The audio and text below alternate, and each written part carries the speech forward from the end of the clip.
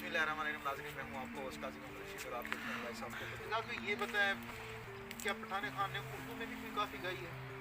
जी हाँ, पठान खान साहब ने एक सागर सिद्दीकी साहब का कलाम गाया है, जो कि उन्होंने पहली मरतबा नीलाम घर जो शो आता था उसके अंदर उन्होंने परफॉर्म की थी, जिसके ऊपर उन्हें बहुत ही ज़्यादा दाद पूरे पाकिस्तान दुनिया से बची।